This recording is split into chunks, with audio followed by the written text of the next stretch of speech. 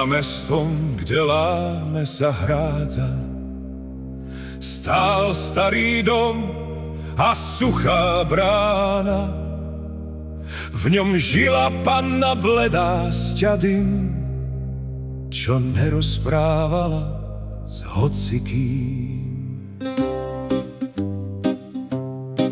Nie, že by pyšná bola nad svet, len v očiach zvláštny nepokoj hneď, jak niekto, kto aj v letný deň už v diaľke počul zimný tieň. Ach, polnočnica, kam hľadíš zas, keď mesiac hladí tvoj biely vlas? Prečo ti pod oknom ruža nevonia? Prečo len nočná tma a hlina studená?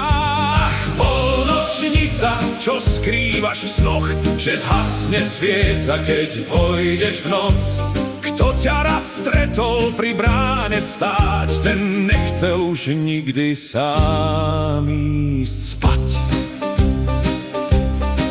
Raz prišiel ku nej mládenec smelý, v plášti mal vietor a v očiach iskry. Vravel: dievčina, poď so mnou preč, kým tento kraj v tme nestratí reč. Zmrzol úsmev jak mráz na skle, dlaň pokladá ticho na plece.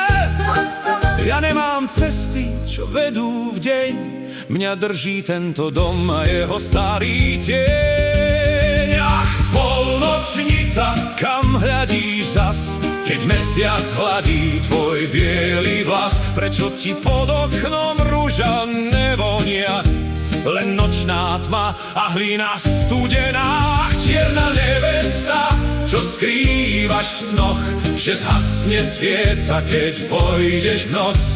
Kto ťa raz stretol pri bráne stáť, ten nechcel už nikdy sám ísť spať.